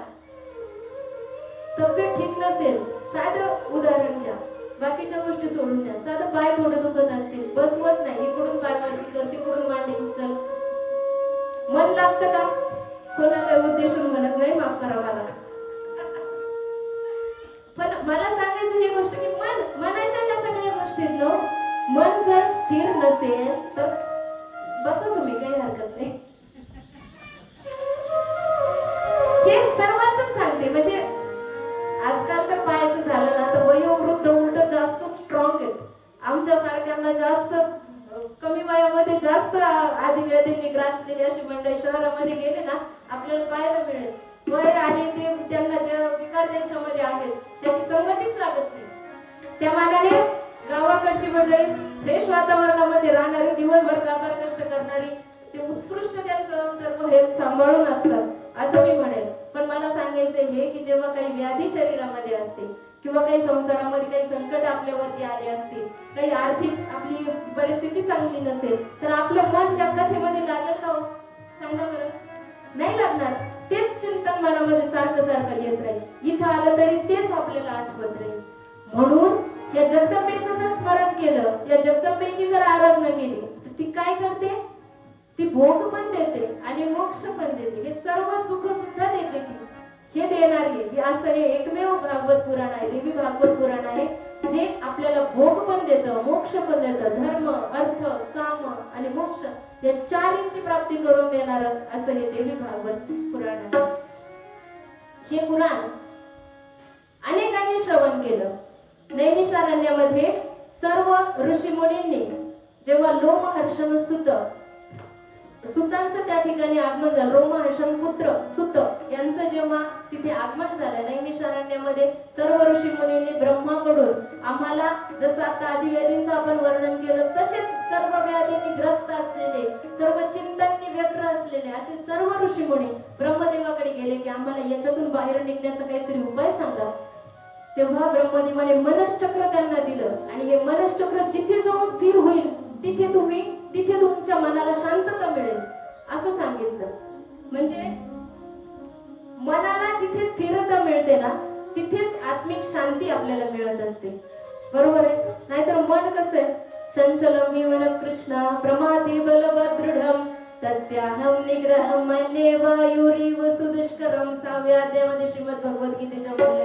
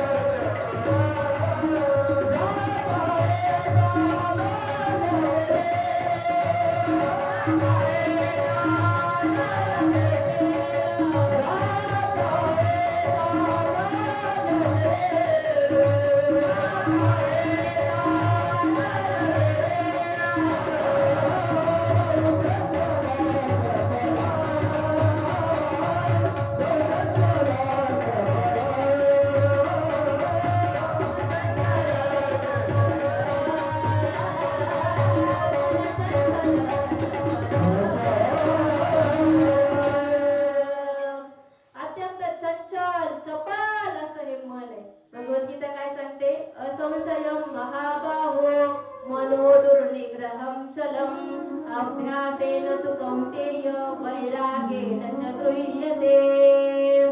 निसंशयपणे मन हे ताब्यात ठेवण्यासाठी अत्यंत दुर्निग्रह, दुरातिशय अशी ती गोष्ट आहे. परंतु अभ्यासाने आपण ही गोष्ट साध्य करून घेऊ शकतो. पण तो अभ्यास कुठे केला जाईल? इथे ज्या प्रांगणामध्ये ही ती अभ्यासिका या ठिकाणी आरंभलेली आहे, मनाला स्थिर करण्याची ही अभ्यासिका आहे. इथे या मन शांत होईल, मनाला समाधान मिळेल, जे इतर कुठेही तुम्हाला मिळणार नाही. असं आहे. हे मन जे आहे हे ज्या ठिकाणी स्थिर होतं निमिषात, आणि ते मन निमिषात स्थिर झालं. ते चक्र जे ते निमिषात स्थिर झालं. निमिष म्हणजे एक पापणी पडून पुन्हा उडायला जेव्हा वेळ लागतो तेवढा त्याला निमिष असं म्हणतात. ते निमिषामध्ये ते मनश्चक्र स्थिर झालं आणि त्या ठिकाणी त्या नैमिषारण्यामध्ये ते सर्वजण ऋषीमुनी बसलेले असताना, चिंताग्रस्त बसलेले असताना त्या ठिकाणी सुतांचं आगमन झालं आणि सर्वजण ऋषीमुनी त्यांना पुराण सांगण्यासाठी, तुम्ही या दुःखातून आम्हाला सोडवण्यासाठी काहीतरी उपाय सांगा, आमच्या मनाला शांतता मिळेल, आमचं चित्त स्थिर होईल आणि आम्हाला मोक्षाची प्राप्ती होईल, असं काहीतरी तुम्ही आम्हाला सांगा. असं जेव्हा सांगितलं त्यावेळी सुतांनी त्यांना अनेक कथा सांगितल्या, अनेक पुराण सांगितले. विष्णू पुराण, शिवपुराण, मार्कंडेय पुराण, स्कंद पुराण, अनेक पुराण सांगितले. परंतु त्यांचं काही समाधान होईना. त्यावेळी आमच्या चित्ताला समाधान होईल असं काहीतरी तेव्हा मग सूत मुनींनी त्यांना सांगितलं की असं एकमेव आहे जे तुम्हाला भोगही देईल आणि मोक्षही देईल, ज्या माध्यमातून तुमचं मन देखील स्थिर होईल. असं एकमेव पुराण आहे जे माझे गुरु श्री व्यास यांनी स्वतः जन्मेजय राजाला सांगितलेलं आहे. ते देवी भागवत पुराण आता मी तुम्हाला सांगतो. असं म्हटल्यानंतर जेव्हा सांगण्याचं ठरतं तेव्हा लगेच असंच ठरतं तो नाही ठरत. त्या संयोजकांच्या काय काय मागण्या आहेत, काय त्यांना ऐकायचंय हे पहिले विचारावं लागतं की नाही. तुम्हाला काय ऐकण्याची इच्छा आहे त्या पद्धतीने सांगावं लागतं, बरोबर आहे ना. मग ते ऋषीमुनींनी सुद्धा प्रश्न विचारले सूत मुनींना. 6 प्रश्न विचारले आणि त्या प्रश्नांची उत्तरं आणि त्यातून हे देवी भागवत पुराण पुढे प्रकट झालं. पहिला प्रश्न विचारला की पुराण जे तुम्ही आम्हाला सांगणार आहे त्याचं नाव काय आहे. त्या पुराणाचं नाव आहे श्रीमद देवी भागवत पुराण. हा पुराण श्रवणाचा विधी काय आहे ते सांगितलं. तर हे पुराण हे या नवरात्रीच्या परम पावन काळामध्ये श्रवण केलं पाहिजे असं सूतमुनींनी सांगितलं. मात्र हे नवरात्रीचा पावन पर्व काळ म्हणजे हा वर्षातून एकदाच येतो का? नाही, वर्षातून एकदा नाही, वर्षातून 4 वेळा येतो. आपले जे हिंदू देवी देवता आहेत ना या सगळ्यांमध्ये फक्त जगदंबेचीच आराधना खूप मोठ्या प्रमाणात केली जाते. कारण वर्षातून 4 वेळा हे नवरात्र येतो. 9 दिवस ती आराधना केली जाते. शिवरात्रीच्या वेळेस शंकराची आराधना 1 दिवस, मौन धरा, निर्जल धरा, न खाता पिता धरा, पण 1च दिवस काय असेल ते. गणपतीची आराधना 10 दिवसांमध्ये केली जाते. गोकुळाष्टमी 1 दिवस आपण त्याचा उत्सव साजरा करतो. जरी सप्ताह असेल तरी गोकुळाष्टमीचा उत्सव 1च दिवस, महाशिवरात्रीचा उत्सव 1च दिवस. तसं या देवी भगवतीची आराधना मात्र सर्वात जास्त काळ केली जाते ती 4 नवरात्रींमध्ये. चैत्र नवरात्र, पौष नवरात्र, अश्विन नवरात्र आणि आषाढ नवरात्र अशी ही 4 नवरात्र. आपण सध्या जे या ठिकाणी उत्सव करतो आहोत ते आहे शारदीय नवरात्र. शरद ऋतूमध्ये येणार, अश्विन महिन्यामध्ये येणार असं हे शारदीय नवरात्रोत्सव आपण या ठिकाणी साजरा करतो आहोत. तसंच पौष महिन्यामध्ये जे येतं ते शाकंभरी देवीचं नवरात्र जे असतं ते साजरं केलं जातं. त्यानंतर चैत्रामध्ये त्याला वासंतिक नवरात्र असं म्हटलं जातं. वसंत ऋतूमध्ये येतं त्याला वासंतिक नवरात्र असं म्हटलं जातं. आणि आषाढामध्ये देखील हे नवरात्र जे आहे ते प्रतिपदा तिथीपासून नवमी तिथीपर्यंत ते केलं जातं. तर असं हे जे ही देवीची उपासना जी आहे ती सर्वात जास्त काळ आणि देवीचे भक्त हे सर्वात जास्त आहेत. याचं कारण काय असेल बरं सांगू का तुम्हाला. याचं कारण हे आहे कारण जे शंकराचे भक्त आहेत त्याला आपण शैव म्हणतो, जे विष्णूचे भक्त आहेत त्याला वैष्णव म्हणतो, गणपतीच्या भक्तांना गणपत्य असं म्हटलं जातं. मग हे जे सगळे भक्त आहेत ना हे त्या त्या देवतेचं स्तवन करत असताना, त्या त्या देवतेची आराधना करत असताना त्या देवतेला शक्ती पुरवणारी जी शक्ती आहे म्हणजे विष्णूची जेव्हा आराधना केली जाते तेव्हा त्याचबरोबर त्याच्या शक्तीची म्हणजे महालक्ष्मीची आराधना जी आपल्याला धनधान्य पुरवते, संसारामध्ये संपत्ती जी देवी आपल्याला देते ते महालक्ष्मीच्या स्वरूपामध्ये ते भक्त त्या देवतेचं पूजन करतात. म्हणजे त्या देवतेबरोबर देवीचंही पूजन केलं जातं. गणपती बाप्पाची जेव्हा आराधना केली करतात गणपत्य त्यावेळी रिद्धी सिद्धीची त्याच्या शक्तीच्या रूपाने पूजा केली जाते. रिद्धी सिद्धींचा लाभ आम्हाला व्हावा, सर्व संकल्प आमच्या सिद्धीला जाऊ देत अशी प्रार्थना गणपती बाप्पाला करतात ते शक्तीच्या सहाय्यतेने, बरोबर आहे. त्यानंतर शंकराची उपासना करत असताना देखील ती महाकाली जी रौद्र रूपी जी आहे ती पार्वतीचं स्मरण देखील त्याच्या सोबत करत असतात. त्या देवतेचं एकटं स्मरण किंवा विभक्त स्मरण हे त्या भक्तांना शक्य नाही. पण ही जगदंबा मात्र जी आहे ना ती एकटी अनादी, ती सर्वांची आई आहे, ती सर्वांचा आधार आहे, ती सर्वांना निर्माण करते आहे. हे सर्व ग्रह गोल नक्षत्र लाखो करोडो जे तारांगण फिरत आहे आकाश मंडलामध्ये हे एकमेकांवर आपटत का नाही. तो फिरत असताना त्यांची गती स्थिर कशी राहते त्याला काय आधार आहे, काय आधार आहे असा विचार कधीतरी मनात येत असेल ना. कशाच्या काय शक्ती आहे या जोरावरती या सगळ्या गोष्टी अगदी अलबेल सुरू आहेत. तो जो आधार आहे ना, ती जगदंबा आहे, ते निशक्ती तत्व आहे. ते त्यांना सगळ्या या विश्वातील सर्व गोष्टी व्यवस्थित सुरू राहण्यासाठी ती जगदंबा त्या सर्वांचा आधार होत असते. आणि म्हणूनच या जगदंबेचं स्तवन असेल, आराधना असेल, या चारही नवरात्रांमध्ये आणि सर्वात जास्त केलं जातं. कारण ही भोग आणि मोक्ष दोन्ही देणारी अशी ही देवी असते, ही जगदंबा असते, ही परंबा असते. आणि तिची आराधना कशा पद्धतीने केली पाहिजे हो, हे पण सांगितलं पाहिजे ना. तिच्या आराधनेचे पण प्रकार आहेत ना. तुम्ही काय करणार आहात, गोंधळ करणार आहात, तुम्ही अजून काही स्पर्धांचं आयोजन केलेलं आहे, की तुम्ही कथा ऐकणार आहात, की तुम्ही अजून काही देवीचं भजन करणार आहात, कीर्तन करणार आहात, तुम्ही कुठल्या प्रकारे तिची आराधना करणार आहात, याच्यामध्ये देखील आपल्याला विकल्प आहेत की नाही. पण याचा श्रवणाचा विधी काय आहे तर नवरात्रामध्ये हे कथा आपण श्रवण केली पाहिजे. त्याचे अधिकारी जे आहेत ते सांगण्याचा अधिकार असा वक्ता आपल्याला लाभला तर हे आपलं सौभाग्य असतं. त्यांच्या मुखातून या कथेचं श्रवण आपण करायचंय. ही कथा यामध्ये कोणकोणत्या देवतांचं पूजन केलं पाहिजे, देव पंचायतांचं पूजन केलं. ब्रह्मा, विष्णू, महेश, गणपती आणि जगदंबा हे जे देव पंचायतन आहे यांचं पूजन या ठिकाणी केलं पाहिजे असं सांगितलेलं आहे. मग ही कथा आता एवढं सगळं तुम्ही यामध्ये सांगितलं. ही कथा किती दिवसांमध्ये ऐकली पाहिजे, विधी सांगितला, नवरात्रीमध्ये ऐकावं, पण किती दिवस ऐकावं हे पण सांगितलं बरं का. ही कथा 9 दिवसांमध्ये श्रवण केली पाहिजे असं सांगितलेलं आहे. त्याच्यामध्ये 9 दिवसांमध्ये श्रवण केली पाहिजे. आपण पण 9 तिथींमध्ये श्रवण करणार आहे. 10 दिवस जरी केलं तरी 9 तिथींमध्ये आपण त्याचं श्रवण करणार आहोत. कारण 9 या अंकाला आपल्या शास्त्रामध्ये अनन्यसाधारण महत्व आहे. एक विशेष गुण घेऊन असा तो 9 अंक बनलेला. सांगू 9 हा अंक का महत्वाचा असतो बघा, लक्षपूर्वक ऐका.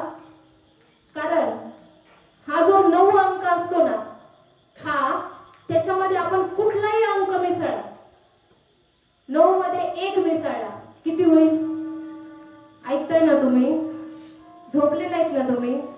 मग 9 ने 1 किती, मागचा मला आवाजच येत नाही, किती, 9 ने 10. मग 10 होण्यासाठी आपण 9 मध्ये किती मिसळले, 1 मिसळला. 10 मध्ये 1 येतो का नाही, म्हणजे तो 9 आहे ना, त्याचा असा गुण आहे, त्याच्यामध्ये जे मिसळलं जाईल ना त्याला तो नष्ट करत नाही, त्याला तो मोठं करतो. आलं लक्षात. 9 मध्ये 2 मिसळा किती होतील, 11 होतील. त्यांची म्हणजे त्या दोन्ही संख्यांचा जेव्हा आपण बेरीज करतो त्याला एक अंकी बनवण्याचा म्हणजे एक सिंगल अंक जो आहे त्याच्यामधला 9 हा सगळ्यात मोठा अंक आहे की नाही. आणि जो 2 अंक तिथून पुढे सुरू होतात, 9 हा सगळ्यात मोठा अंक आहे. आणि त्याचा गुण हा आहे की जी संख्या त्याच्यामध्ये मिसळवली जाते ना त्याला तो कधीच नष्ट करत नाही. त्याला तो त्याच्यातच 9 3 12, 2 आणि 3 म्हणजे जेवढे आपण त्याच्यात मिसळले तो त्याच्यामध्ये कुठेतरी शिल्लक राहतो. म्हणून हे 9 अंकाला महत्व आहे, 9 दिवसाला महत्व आहे. म्हणजे ती आपल्याला समाविष्ट करून आपलं मोठेपण वाढवते, आपल्या भक्तांना मोठी करणारी अशी ती जगदंबा असते. म्हणून या 9 अंकामध्ये 9 रात्रीमध्ये तिची उपासना करावी असं सांगितलं. 3 प्रश्नांची उत्तर आपण पाहिले, 4 प्रश्नांची उत्तर आपण पाहिले. पुराणाचं नाव काय, पुराण श्रवणाचा विधी काय, पुराण किती दिवसामध्ये श्रवण करावं, हे पुराण श्रवण करताना कोणत्या कोणत्या देवतांची पूजा करावी, 4 प्रश्नांची उत्तर आपण पाहिली. आता महत्वाचा प्रश्न, हे पुराण कोणी कोणी श्रवण केलं हे पण महत्वाचं आहे ना. या पूर्वी लोकांना कसे अनुभव आले ते ऐकल्यानंतरच आपण त्या गोष्टीमध्ये प्रयुक्त होतो की नाही. नाहीतर बाकीच्यांना जर त्याच्यामध्ये काही त्रास झाला असेल, काही लाभ झाला नसेल तर ती स्कीम जाते का पुढे, नाही जात. ती स्कीम पुढे जाते ज्याच्यामध्ये लाभार्थींना फायदा झालेला असतो. योजना, सरकारी योजना, इंग्लिश शब्द पण त्याचे मराठी अर्थ लगेच सांगते मी. ती स्कीम पुढे जात असते. मग तसं हे पुराण कोणी कोणी श्रवण केलं, याच्या आधी कोणी श्रवण केलंय का ते जेव्हा विचारलं तेव्हा व्यासाने सांगितलं सुद्युम्नाने श्रवण केलं, सुदर्शनाने श्रवण केलं, ऋत्विक मुनीने हे श्रवण केलेलं आहे अशी कथा सांगितल्या. मग त्या कथा आपण पुढे पाहणार आहे. मग ते त्यांनी जेव्हा ह्या कथा श्रवण केल्या तेव्हा त्यांना काय काय लाभ झाला किंवा त्यांच्या जीवनामध्ये काय काय संकट होते, म्हणून त्यांनी ह्या कथा श्रवण केल्या. आणि ह्या कथा श्रवण केल्यामुळे त्यांच्या जीवनातले दुःख दूर झाले का, कशा प्रकारे झाले, हे तुम्ही आम्हाला वर्णन करून सांगा. बघा, विचारणारे जसे प्रश्न विचारतील ना त्यानुसार ते साहित्य निर्माण होत असतं. आपल्या हिंदू धर्मशास्त्रामध्ये सगळे साहित्य जे आहेत ना संवादातूनच निर्माण झालेले आहेत.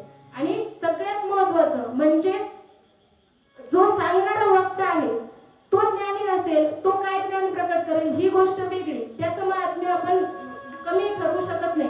पण ते सांगत असताना श्रोते कसे प्रश्न विचारतात त्यानुसार ते मंथन करून ते साहित्य निर्माण होत असतं. म्हणजे चंद्रकांत की द्रवता होय परी ते हतोटी चंद्रिका आहे, वक्ता तो वक्ताची नव्हे श्रोते विण. हे सर्व साहित्य निर्माण झालं, पण श्रोत्यांनी योग्य प्रश्न विचारले, योग्य वक्ता निवडून ते प्रश्न ते योग्य वक्त्याला विचारले आणि त्याचे उत्तर देताना मग ते सर्व ज्ञान हे संपूर्ण जगासाठी खुलं झालंय की नाही. असं आहे.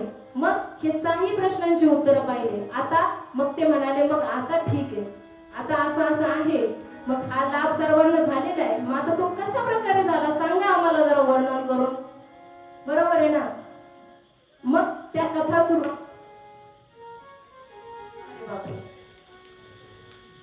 आपल्याला 9 वाजेपर्यंत किती वाजेपर्यंत वेळ? 8:55 झालेले आहेत.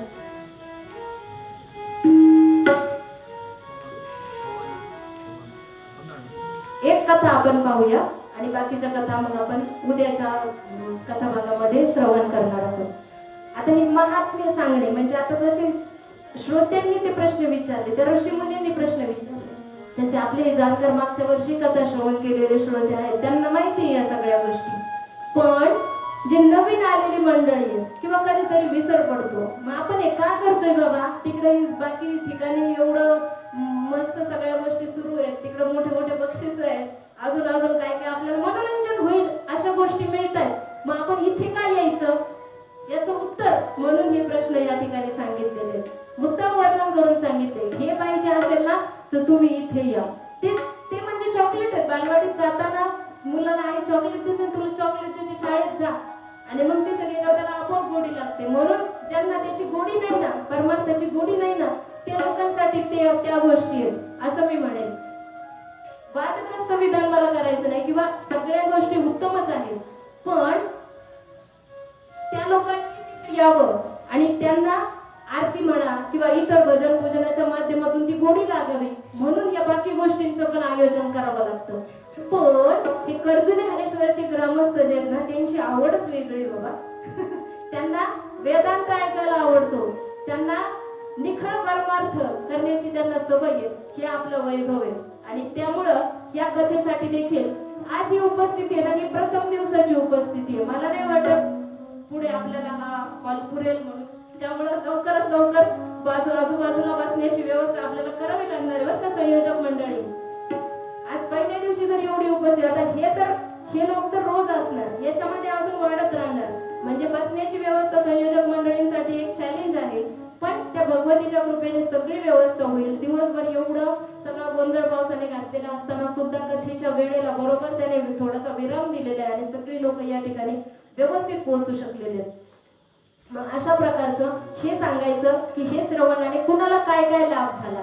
या कथेमध्ये अनेक लोक येतील, साधू येतील, संत येतील, संसारी येतील, अबाल वृद्धांपर्यंत सगळे येतील, दुष्ट येतील, दुराचारी येतील, परस्त्री गमन करणारे येतील, चोरी करणारे येतील, भक्त येतील, सगळे येतील आणि हे सगळे जण कसे कसे देवीची आराधना करतील आणि त्यांच्या जीवनातले दुःख कसे नष्ट होतील हे आपल्याला ऐकायचं. आणि मग त्यांनी देवीची आराधना केली म्हणून त्यांचं दुःख नष्ट झालं, मग आम्ही जर ते देवीचं आराधन केलं तर आमचे दुःख का नाही नष्ट होणार, हा प्रश्न आपल्या स्वतःच्या अंतःकरणाला विचारायचा आणि त्या भगवतीच्या आराधनेसाठी आपलं अंतःकरण सज्ज करायचं आणि ते बीज आपल्या हृदयामध्ये पेरून घ्यायचं. हेच काम आपल्याला 10 दिवसांमध्ये करायचंय. आलं लक्षात. म्हणून ह्या कथा सांगण्याचा जेव्हा ऋषी मुनींनी आग्रह केला तेव्हा सूत मुनींनी प्रथम कथा सांगितली ती भगवान श्रीकृष्णांचे पिता वसुदेव यांची आणि भगवान श्रीकृष्णांची संकटातून कशी सुटका झाली आणि वसुदेवांशी त्यांची पुनर्भेट कशी झाली ही कथा प्रथम सांगितली. आता भगवान श्रीकृष्ण होते पण तरी सुद्धा जगदंबेच्या कृपेनेच आपल्या पितेशी त्यांची पुनर्भेट झाली. ही कथा या ठिकाणी संक्षिप्त रूपामध्ये सांगणार आहे आणि आपण आजच्या कथा बघायला आजच्यासाठी आपण थांबणार आहोत. तर भोज वंशामध्ये सत्राजित नावाचा एक राजा होता. द्वारकेमध्ये राहत होता. सूर्योपासक होता, महान सूर्योपासक होता. त्याने सूर्याची उपासना केली. तो सूर्य त्याला सूर्यलोकामध्ये घेऊन गेला आणि त्याला समंतक नावाचा मणी त्याला उपहार म्हणून दिला, वरदान म्हणून दिला. तो समंतक मणी जो आहे 8 भार सोनं रोज प्रवाहित करत होता आणि असा तो जसं सूर्याचं दुसरं रूप असल्यासारखा असा तो समंतक मणी. तो समंतक मणी गळ्यामध्ये घालून सत्राजित जेव्हा द्वारकेमध्ये आला तेव्हा द्वारकेतल्या ग्रामस्थांना असं वाटू लागलं की सूर्यच आलाय की काय, एवढं त्याचं तेज प्रकाशित झालं. आणि ते ग्रामस्थ भगवान श्रीकृष्णांकडे जाऊन सांगू लागले की आपल्याला भेटायला सूर्य येतो आहे. तेव्हा श्रीकृष्णांनी सांगितलं की अरे वेडाला तो सूर्य नाही, सत्राजित समंतक मणी घेऊन येतो आहे. असं सांगितल्यानंतर मग भगवान श्रीकृष्णाने सत्राजिताला सांगितलं की हे जे वैभव आहे ते आपल्या राज्याचं वैभव आहे, त्यामुळे तू ते सरकार खात्यामध्ये जमा करून टाक. पण सत्राजित म्हणाला आम्हाला वैयक्तिक मिळालेलं नजराणा आहे, उपहार आहे, त्यामुळे तो मी सरकारी कोशामध्ये जमा करणार नाही. त्यांनी तो स्वतःकडे ठेवला. आणि जेव्हा अशी अनमोल गोष्ट आपल्याकडे येते त्यावेळी घरातील इतर मंडळींना त्याचा कधीतरी वापर करण्याचा मोह होतो.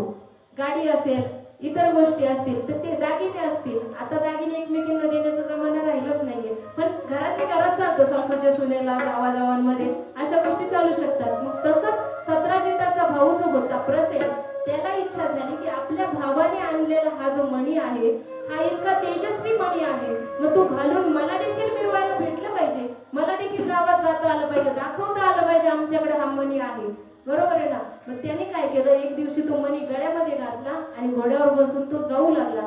त्यावेळी त्याला एका सिंहाने पाहिलं आणि तो त्याच्या गळ्यामध्ये चमकणारा जो मणी दिसला. बघा हे फास्ट मध्ये सांगते कारण या कथा विस्ताराने सांगून झालेलं आहे. आता त्याच्यातच आपण रमत गेलो तर पुढच्या कथा आपल्याला श्रवण करता येणार नाही. बघा काही बदल हवा असेल तर तुम्ही मला नक्कीच सजेस्ट करू शकता, पण मला वाटतं ह्या कथा थोड्या वेगाने सांगितलं तरी काही हरकत नाही. मग तो जेव्हा जात होता त्यावेळी सिंहाने पाहिलं की हे याच्या गळ्यामध्ये जे चमकत आहे तो कदाचित काहीतरी खाण्याचा पदार्थ असला पाहिजे असं सिंहाला वाटलं. सिंहाने त्याच्यावरती झडप घातली, त्या घोड्यालाही मारून टाकलं आणि त्या प्रसेनालाही मृत्यूला तो प्राप्त झाला. सिंह जेव्हा तो मणी घेऊन जाऊ लागला तेव्हा अस्वलाधीश जांबुवंताने त्या सिंहाला पाहिलं की अरे हा काहीतरी घेऊन जातो आहे, ही वस्तू आपल्याकडे असायला हवी. असं वाटतं की नाही, मानवी मनस्थिती आहे. आता याच्यावरती बोलता येईल आपल्याला, पण आपल्याला बोलायचं नाही कारण आपल्याला कथा भाग उरकायचा आहे. त्यावर मग जेव्हा त्या जांबुवंताने सिंहावर हल्ला केला आणि त्या अस्वलाने सिंहाला मारून टाकलं आणि तो मणी त्याच्याकडून घेतला आणि तो मणी घेऊन तो आपल्या गुहेमध्ये गेला. आपला लहान मुलगा होता त्याला खेळण्यासाठी तो मणी दिला. बघा मोठ्या लोकांचे निराळे छंद असतात, ते काय करतील, कोणती वस्तू पुढे वापरतील नाही सांगता येत. हा गोरगरिबांना सगळ्याची किंमत असते, पण श्रीमंत लोक कोणती वस्तू पुढे वापरतील तर काय करतील आपल्याला तपास नाही लागत. तसं तो मणी एवढा 8 भार सोनं रोज देणारा तो मणी आणि तो लेकराला खेळायला दिला. ती ताई त्या लेकराजवळ होती आणि मग इकडे प्रसेना परत रिटर्न येत नाहीये हे पाहिल्यानंतर सत्राजिताला मात्र काळजी वाटू लागली आणि सत्राजिताने मग प्रसेनाला शोधण्यासाठी जेव्हा तो निघाला त्यावेळी तो काही सापडेना आणि मग त्याने विचार केला की हा नक्कीच श्रीकृष्णाचा डाव असला पाहिजे, याने तो मणी सरकार कोशामध्ये जमा कर असं मला सांगितलं होतं आणि मी तो केला नाही म्हणून नक्कीच हा मणी त्याने चोरला असणार असं सत्राजिताला वाटलं. आणि तो श्रीकृष्णाकडे जाऊन त्याला बोलू लागले की तो मणी मला परत कर, माझा भाऊ मला परत कर, तो मणी तू त्याच्याकडून चोरला आहेस, प्रसेनाला एकटं गाठला असेल, तो मणी त्याच्याकडून हिसकावून घेतला असेल, तो मणी मला परत कर असं जेव्हा सत्राजित सांगू लागला तेव्हा श्रीकृष्णावरती हा आळ आला होता. बघा चतुर्थीचा गणपती बसवण्याच्या दिवशीचा जो चंद्र असतो त्याचं दर्शन झाल्यानंतर चोरीचा आळ येतो. ती एक अजून वेगळी कथा आहे, त्याच्या अंतर्गत बऱ्याच कथा येतात. मग तो आळ श्रीकृष्णावरती आल्यानंतर आळ आल्यानंतर काय केलं पाहिजे हो, जर आपण शांत बसलो तर काय होतं, तो आरोप खरा आहे असं बाकीचे समजतात की नाही. त्यामुळे काय केलं पाहिजे, जेव्हा असं खोटा नाटा आळ आपल्यावरती येईल तेव्हा येणं प्रकारे तो आळ आपल्याला कसा खोडून काढता येईल आणि आम्ही त्यातून कसे वेगळे आहोत हे सिद्ध करण्याचा शहाणा माणूस प्रयत्न करत असतो. मग भगवान श्रीकृष्ण होते ते निघाले की हा आळ मी फोडून काढणार. ते जेव्हा निघाले तेव्हा त्यांना दिसलं की प्रसेनाचा मृतदेह दिसला, घोडाही मरून पडलेला होता. मग ज्यांचा वध कोणी केला त्यानेच हा मणी नेलेला असला पाहिजे. असं करत जेव्हा ते पुढे मार्गक्रमण करू लागले तेव्हा एक सिंह मृत अवस्थेमध्ये सापडला. त्यांना समजलं की या सिंहाने यांना मारलेलं आहे आणि हा मणी घेऊन गेला, पण तो मणी त्यांना तिथेही नाही सापडला. मग तो मणी याला ज्याने मारलं त्याने तो मणी नेला असणार हे भगवान श्रीकृष्णांना कळालं. आणि ते मग त्या सिंहापासून जी पावलं जात होती ती अस्वलाची पावलं आहेत हे भगवान श्रीकृष्णांनी ओळखलं. आणि त्या पावलांच्या दिशेने त्या अस्वलाच्या गुहेपर्यंत ते भगवान श्रीकृष्ण परमात्मा जाऊन पोहोचलेले. ती दाई तिथे होती आणि ते बाळ त्या मण्याबरोबर खेळत होतं. तो मणी आम्हाला परत करा असं जेव्हा सांगितलं तेव्हा ती दाईने जाऊन त्या त्या जांबुवंतींना बोलून आणलं. आणि हा काय प्रकार आहे किंवा ते काय म्हणत आहेत हे तुम्ही बघा असं सांगितल्यानंतर तो मणी मी देणार नाही, मी सिंहाला मारून तो मणी आणलेला आहे, पराक्रम गाजून आणलाय, असा कसा मी तो मणी तुला परत देणार, माझ्याशी युद्ध कर, मला जिंकून घे आणि मग तो मणी तू घेऊ शकतोस. हे आवाहन शूरवीरांना शोभतं. मग असं युद्धाचं आवाहन जेव्हा केलं गेलं तेव्हा कोणाकोणाचं युद्ध सुरू झालं, जांबुवंतजी आणि भगवान श्रीकृष्ण यांचं तुंबळमुल्ल युद्ध सुरू झालं गुहेमध्ये. आणि सर्व ग्रामस्थ श्रीकृष्ण परमात्मा एकटे नव्हते गेले, सगळे ग्रामस्थ बरेच जण त्यांच्या सोबत गेले होते की बघूया चढा लावूया काय झालंय नेमकं हे कळण्यासाठी फार उत्सुकता असते की नाही. मग ते त्याच्याबरोबर गेलेले होते. मग ती सगळी मंडळी बाहेर थांबली आणि गुहेमध्ये या दोघांचं तुंबळ युद्ध सुरू झालं. युद्ध झालं 1-2 दिवसात नाही थांबलं, 27 दिवसांपर्यंत ते युद्ध सुरू राहिलं. 27 दिवसांपर्यंत युद्ध झालं. पण गावकऱ्यांची जी वाटबारीची क्षमता होती ती 12व्या दिवशी संपली. 12व्या दिवशी त्यांना वाटू लागलं की आता आज काय घडतं आहे किंवा अस्वल हा महाबलशाली आहे, त्यांच्या पुढे भगवान श्रीकृष्णांचा टिकाव लागला नसणार. 12 दिवसांपर्यंत ते बाहेर येत नाहीत म्हणजे नक्कीच ते मारले गेले असणार असा त्यांनी हे लावला, निष्कर्ष काढला. आणि मग ते सगळे पुन्हा द्वारकेमध्ये गेले आणि वसुदेवाला सांगू लागले की अशी काहीतरी अघटित घटना घडली असावी असं आम्हाला वाटतं आहे. असं जेव्हा सांगितलं तेव्हा वसुदेवजी शोकग्रस्त झाले. आणि मग शोकग्रस्त झाल्यानंतर त्या ठिकाणी नारद मुनींचं आगमन झालं. नारायण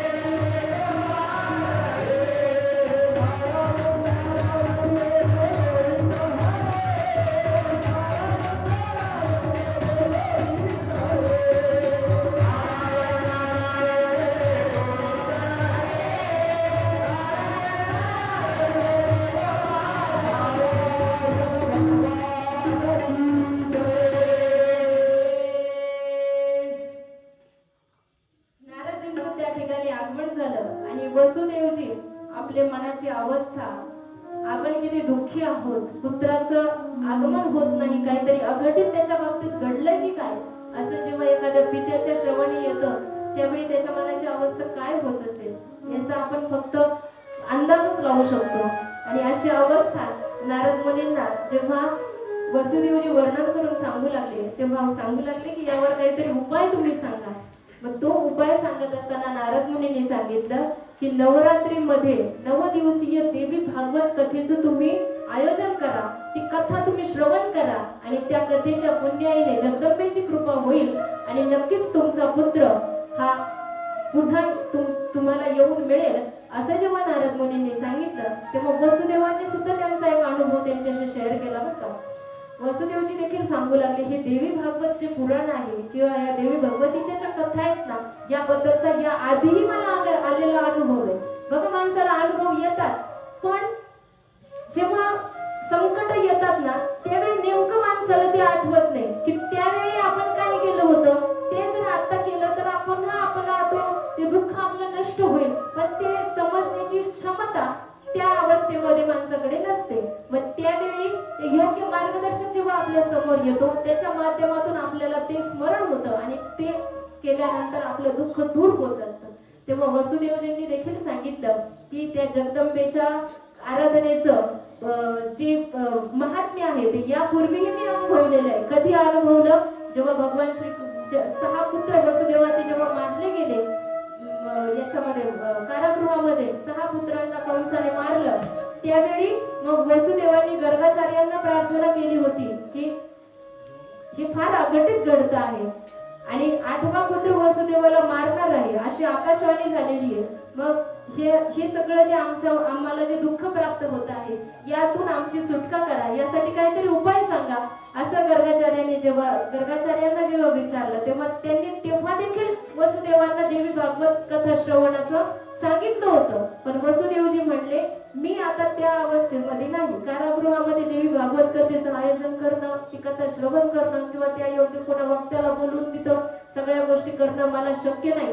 त्यामुळे परिस्थिती अभावी ही कथा जी आहे ही आराधना जी आहे ती माझ्या वतीने तुम्हीच पूर्ण करा असं गर्गाचार्यांना सांगितल्यानंतर मग त्या वसुदेवांना यजमान मानून विंध्याचल पर्वतावर गर्गाचार्यांनी त्या देवी भागवत कथेचं श्रवण केलं होतं. त्याचा देवी जगदंबेची आराधना केली होती आणि मग त्याच पुण्याने जगदंबा प्रसन्न झाली आणि मग पुढे 7वा गर्भ रोहिणीच्या गर्भात नेऊन ठेवायचा, 8वा गर्भ यशोदेच्या पोटी मी स्वतः जन्माला येईल, भगवान श्रीकृष्ण इकडे जन्माला येतील, मग ते नंदाच्या घराला मला नेऊन ठेव, कृष्णाला नेऊन ठेव आणि ती माया मी स्वतः तिथे प्रकट होणार आहे तिला इकडे घेऊन ये आणि मग अशा माध्यमातून त्या कंसाचा वध होईल अशी सर्व जगदंबेने कहाणी ही सांगितली होती आणि तसंच पुढे घडलं होतं. त्यावेळी जगदंबेची कृपा झाली होती म्हणून माझ्या पुत्रांचं संरक्षण झालं होतं. हे वसुदेवांना आठवलं अरे अरे अरे अरे हा उपाय आपल्याला माहितीये हा आता सुद्धा केला पाहिजे असं जेव्हा सांगितलं त्यावेळी गर्गाचार्यांच्या गळ्यात घातलं होतं वसुदेवाने. आता सुद्धा नारद मुनी म्हणले देवी भागवत कथा तुम्ही करा श्रवण करा. म्हणले आता कशाला दुसरीकडे एखादा भक्त शोधायला जो येतो देवी भागवताचे भक्त दुर्मिळ आहेत हा आणि इकडे तिकडे शोधण्यात वेळ जाईल तोपर्यंत अजून काहीतरी अघटित घडण्यापेक्षा तुम्हीच का नाही सांगत असं जेव्हा नारद मुनींना सांगितलं तेव्हा नारद मुनींनी कथा ती नारद मुनींच्या माध्यमातून वसुदेवाने ती कथा श्रवण केली आणि जेव्हा शेवटच्या दिवशी अष्टमीच्या दिवशी जेव्हा त्या कथेची समाप्ती होत होती त्यावेळी त्या जगदंबेच्या कृपेने 27 दिवस पूर्ण झाले आणि त्या जगदंबेच्या कृपेने एक मुष्टीप्रहार करून जांबवंतजींना श्रीकृष्णाने मारलं, त्यांना पराजित केलं आणि भगवान श्रीकृष्ण यांना विजय प्राप्त झाला. आणि विजय प्राप्त झाल्यानंतर मग जे ठरलं होतं सेवंतक मणी तर श्रीकृष्ण परमात्म्याला द्यायचा परंतु त्यांच्या त्या सामर्थ्याने प्रभावित होऊन मग जांबवंताने अजून एक वस्तू त्यांना देण्याची ठरवली. ती काय होती? पूर्वीच्या काळी अशी प्रथा होती की विजयी राजाला काय दिलं जायचं? आपल्या राजकन्येबरोबर त्यांचा विवाह केला जायचा, कन्यादान केलं जायचं अशा पराक्रमी राजाला. मग ती जांबुवती श्रीकृष्णाला बायको म्हणून दिली आणि मग ज्यावेळी त्या कथेचा समारोप होत होता त्यावेळी वाजत गाजत मग ते नवरदेव नवरी त्या द्वारकेमध्ये प्रवेश झाला. हे सगळं कशामुळे झालं? हे देवी भागवताच्या पुराण श्रवणामुळे झालं, हे जगदंबेच्या कृपेमुळे झालं. हे जसं झालं तसं आपल्या सुद्धा जीवनात होईल. आपण ती कथा श्रवण केल्याने आपल्याला का तो लाभ होणार नाही? म्हणून आणि ह्या कथेचं श्रवण अजून एक गोष्ट सांगते, म्हणजे आपल्याला असं वाटत असेल की मग याचे काहीतरी विधी आहेत, याचे काहीतरी नियम आहेत आणि मग ते सगळे आमच्याकडून नाही पाळले जात, आम्ही संसारिक माणसं आहोत. पण असं सांगितलेलं आहे की या कथेचं श्रवण 1 दिवस करा, अर्धा दिवस करा, 1 प्रहर करा, अर्धा क्षण करा, निमेषभर करा, पण अंतःकरणपूर्वक जर या देवीचं स्मरण जर आपण केलं तर ती निश्चितपणे आपल्यावरती कृपा करत असते. आणि अजून एक गोष्ट फार महत्वाची सांगते बरं का, देवी भागवत कथा ज्या ठिकाणी सुरू असते ना, ह्या देवी भागवत कथेला श्रवणासाठी आपण सर्वजण येत आहात. याच्यामध्ये ह्या ग्रंथातीलच गोष्टी सांगण्याचा मानस माझा आहे, प्रयत्न मी करते आहे आणि ती जगदंबा जशी बोलून घेईल त्या पद्धतीने मी या ठिकाणी सांगण्याचा प्रयत्न करत आहे. पण जरी यामध्ये तुम्हाला काही त्रुटी आढळल्या किंवा काही पण तुम्हाला जर वाटलं तर ते माझ्या बुद्धीचे दोष आहेत. ग्रंथामध्ये मात्र जे आहे त्यातल्या काहीतरी 80% गोष्टी सांगण्याचा 20% बुद्धीचे दोष असू शकतात, पण जास्तीत जास्त कथा या ग्रंथातल्या सांगण्याचा प्रयत्न करणार आहे. आणि असं म्हटलं जातं, देवी भागवत कथेमध्ये जे विघ्न आणतात ना ते काय होतात, ते अनिश्चित कालापर्यंत नरकामध्ये ते भोगतात, नरकातले भोग त्यांना भोगायला येतात. जे वक्त्यापेक्षा उंच आसनावरती बसतात ते अर्जुन नावाचं वृक्ष होत असतात. देवी भागवत कथा सुरू असताना त्याबद्दल टिंगल टवाळी ही गोष्ट पहिल्या दिवशी सांगणं गरजेचं आहे बरं का. आणि माझं मनाचं नाही सांगत, मी याच्यामध्ये दाखवून देईन तुम्हाला. हा, इथं जे काही बोललं जाईल ना तुम्ही मला नंतर येऊन भेटायचं, तुम्हाला ज्याच्यामध्ये शंका असेल ते वाक्य तुम्हाला याच्यामध्ये दाखवलं जाईल, एवढं मात्र सांगू शकते मी, दुसरं काही बोलणार नाही. जो याची टिंगल टवाळी करेल तो सर्प कीटक अशा पद्धतीने तो त्या जन्माला जाईल असं म्हटलेलं आहे. त्यामुळे आपण ह्या देवी भागवत कथेला येत असताना पूर्णपणे निर्मळ अंतःकरणाने भक्तिमय अंतःकरण घेऊन त्या जगदंबेची आपल्याला आराधना करायची, त्या आईचं स्तवन करायचे आणि त्या माध्यमातून आपल्या सर्वांना उद्धरून जायचे. हा एकमेव हेतू, याच्यामध्ये कुणाचा लाभ नाही, कुणाचा तोटा नाही, आपलं वैयक्तिक हित आपल्याला साधायचंय. आणि आपला जिथं फायदा असतो त्या ठिकाणी आपणच विचार करायचा असतो ना, आपली आपणच सोडवण करून घ्यायची असते. असं महाराज सांगतात की नाही, आपली आपण करा सोडवण, आपणच आपल्या सोडवणुकीचा उपाय शोधायचा असतो. आणि हा उपाय या मंडळाच्या माध्यमातून या ठिकाणी सर्वांसाठी उपलब्ध करून दिलेला आहे. फक्त उशीर याचा आहे की आपण या मंडपामध्ये येऊन त्यासाठी स्वतःला उद्युक्त केलं पाहिजे. तर मला असं वाटतं आज प्रथम दिवसाच्या कथेला आपण या ठिकाणी स्वल्पविराम देऊया. उद्या या कथा आपण पुढच्या श्रवण करूया. पण या ठिकाणी आपण सर्वजण आलात, आपल्या सर्वांचं स्वागत आहे. पण या पुढे येत असताना पुढच्या दिवसांमध्ये अजून आपल्या जवळचे व्यक्ती असतील, नातेवाईक असतील, जवळपासच्या, आता हे जेव्हा फिजिकली जेव्हा अशा गोष्टी होतात ऑनलाईन पद्धतीने आपण परदेशात सुद्धा जाऊ शकतो, पण जेव्हा फिजिकली या गोष्टी होतात त्यावेळी त्याला मर्यादा येतात. पण जेवढे जास्तीत जास्त उपस्थिती या ठिकाणी ठेवता येईल त्यामुळे, कारण सगळ्यांना आपल्याला हाताला हात धरून उद्धार झाला पाहिजे, ते देवीची कृपा सगळ्यांवरती झाली पाहिजे. म्हणून सगळ्यांनी या ठिकाणी यायचं आणि या कथा नामयज्ञामध्ये संमिलित व्हायचे. आनंदमयी चैतन्यमयी सत्यमयी परमेश्वरी